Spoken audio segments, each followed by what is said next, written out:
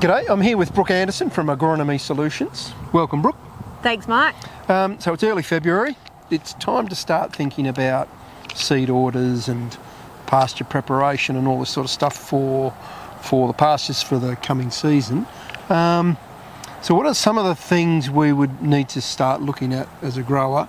Would be pasture seed selection and then fertiliser to go with it and then preparation. Yep. If you want to just talk us through, from your experience, what works really well in the region? Yeah, sure. Grasses and mix-wise. I think traditionally we've been a ryegrass clover area for our pasture farmers. Of course there's lots of different options, but I just think our climate and our soils are very suited, and we've done very well with our grazing systems with traditional annual ryegrass and clover swards. I think it's really important to put them together.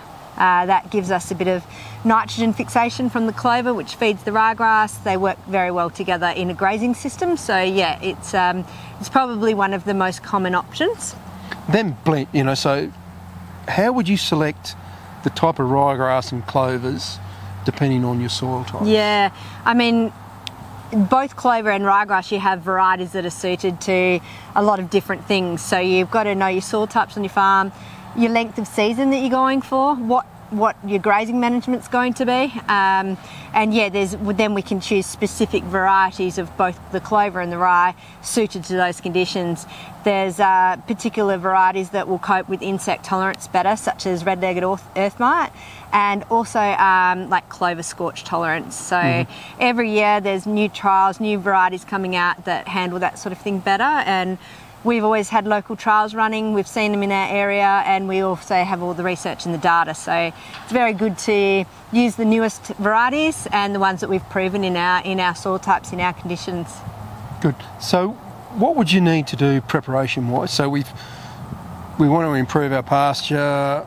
What's the best way to go? Would you go in straight over the top of the old pasture, or are you going to spray it out, or does it just vary on each situation? It does vary. I mean, a lot of trash in the paddock can have some implications, especially at the break of the season with other insects like slugs, snails in the autumn at the break can be really living under that sort of trash that's already in the paddock. So you do need to be a little bit aware of what happened last season, what's there at the moment, have a look around at the season start and when the rains begin, see if you've got slugs, those little white conical snails, have you had African black beetle, any of the issues, and that might change and help you with your decision of, are you going to cultivate, maybe to remove some of the trash, are you going to direct drill, those sorts of things. So there's some decisions to be made depending on how the paddock's looking.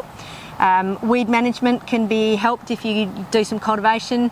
You may spray, so it depends what's out in the paddock really and what your problems are. Yeah, okay, so much. But seed depth is very critical because the rye and clover seeds are very small. So that's very shallow there. So you want them very shallow, but good seed soil contacts is also very important. So you don't want them sitting on the surface. They'll get eaten by birds and wet and dried out, so they won't germinate evenly. So yeah, a good coverage, shallow depth at planting, and even a roller is ideal. So so it pushes in and gives a good contact. Exactly. Yep. Okay. So there's a few things to consider. Any other varieties you can include in that sort of mix? Yeah, definitely. I mean, we've commonly thrown in oats. That's an excellent companion crop into the rye and clover. It'll jump out of the ground really quickly, so you can get to that first grazing a little quicker. And then oats will tend to get grazed out in a traditional grazing system, so you'll probably get about 3 grazings and they'll be disappeared, and then you've got your rye clover coming through for winter and then into spring ready for your either your hay or silage or whatever you're going to do. So that's a good option for an early season bulk up, because that's very important. You might be running out of hay, you need some early feed.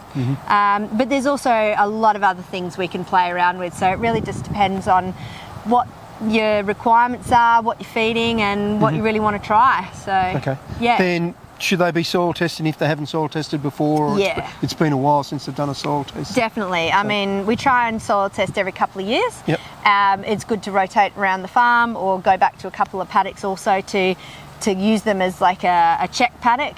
But we should be doing that now. So yeah, that's probably the most important thing to get into right now. then you can also make the decision on your seed and get that order in at the same time. And once you get your soil test results back, that's when you can look at what fertiliser you might require for the situation. Okay, perfect. All right, thanks very much, Brooke. No worries. I'll look forward to seeing the soil results come back. Beautiful, thank you.